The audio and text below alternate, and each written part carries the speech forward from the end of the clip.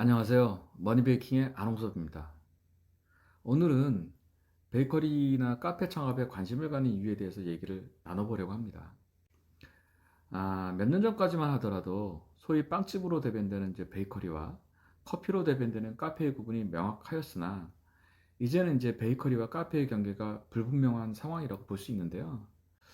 관련해서 2018년 한 조사기관에서 20에서 30대 성인 남녀 1,500명을 대상으로 설문조사를 했더니 직장인 10명 가운데 7명이 창업을 꿈꾸고 그 가운데 가장 인기 있는 업종은 카페와 제과점이었습니다. 두 업종이 약 한 60%에 가까운 비율을 차지했는데 이는 이제 젊은 사람들이 커피와 빵에 얼마나 큰 관심이 있는가를 보여주는 단적인 예라고 할 수 있을 겁니다. 근데 이제 최근에는 빵과 커피가 하나로 이제 융합되어 가는 과정이 있잖아요. 그래서 이 부분을 합쳐서 베이커리, 카페로 묶어서 이해하는 것도 크게 베이커리나 카페 비즈니스와 이렇게 나눠서 분리하는 것과 차이가 없어 보이기 때문에 저는 이제 베이커리, 카페로 통칭해서 이제 말씀드려 보겠습니다.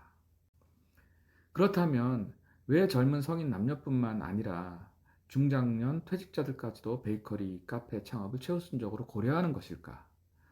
이제 제가 생각하는 관점하고 한 2018년에 이제 시사저널에 이제 9대 커피 테이너가 쓴 좀 내용이 굉장히 괜찮더라고요. 그래서 그걸 좀 인용해서 같이 한번 설명드려 보겠습니다. 베이커리 카페 창업에 관심을 갖는 여러 이유가 있겠지만 이제 베이커리 또는 카페가 주는 이미지와 문화 트렌드 때문이라고 이제 말씀드릴 수 있고요. 다음과 같이 몇 가지로 이제 요약할 수 있을 것 같아요. 첫 번째는 이제 커피와 빵이 가는 확장성인데요. 음, 커피 같은 경우는 우선, 우선 빵과 잘 어울립니다. 예전에 이제 빵집과 커피가 분리되어 있을 때는 빵집에서 커피를 이제 사이드로 제공을 했었어요. 이제 근데 하지만 이제는 커피가 빵만큼이나 매출에서 큰 비중을 차지하는 경우도 많고 또 대부분의 사람들은 빵을 먹을 때 자연스럽게 커피를 찾는 문화가 형성되었습니다. 마치 이제 실 가는데 바늘이 가는 것과 같은 이치인 것이죠. 이제 커피 같은 경우에는 파이와 쿠키, 그리고 이제 케이크와 궁합이 잘 맞는데요. 빵 같은 경우도 이제 유럽식 하드 계열 빵들이 유행하면서 식사 대용으로 이제 자리를 잡게 되었고, 이제 유럽식 식사 문화 때문에 빵과 커피는 자연스러운 이제 조합이라고 볼 수 있을 겁니다. 두 번째 이제 커피의 경우를 보면 이제 커피가 주는 여유 같은 게 있어요. 예를 들어서 이제 핸드드립 커피를 한번 상상해 보시죠. 이제 그 분쇄한 커피 가루가 이제 물에 부으면 이제 볶은 지 얼마 안 된 신선한 원두 같은 경우에는 이제 빵처럼 부풀어 오르는데 이를 두고 이제 커피빵이라고 하고요. 이제 이렇게 추출되는 커피 향이 일종의 이제 힐링 같은 이제 느낌을 줄 거예요. 이제 빵도 마찬가지겠죠. 이제 가꾼 빵에서 나오는 이제 향하고 소위 이제 뭐 겉바속촉 뭐 이런 식으로 얘기를 하는데 그런 식감 또 빵을 이제 먹을 때 이제 바삭거리는 이제 그 소리 같은 어떤 그 감성을 자극하는 어떤 다른 차원이 있는 것이죠. 더불어 이국적인 감성도 이제 덤으로 느낄 수 있는데 예를 들어서 뭐 바게트 하면 파리지앵이 이제 생각나는 거고요. 뉴욕 감성의 베이글이나 이태리 감성의 치아바타 등을 생각해 보면 이제 느낄 수 있을 겁니다.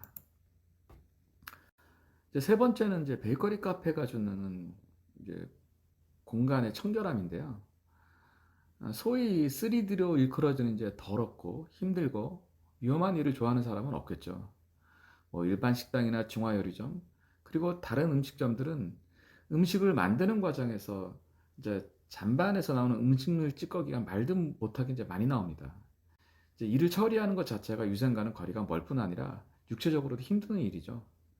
하지만 이제 베이커리 카페에서 나오는 음식물 쓰레기의 경우에는 잔반이 뭐 상대적으로 적기 때문에 고약한 냄새가 없는 것도 좀 사실입니다. 다음으로 이제 그 네 번째 이유로는 다른 직업군에 비해서 힘이 덜 들 것 같다라는 것인데요.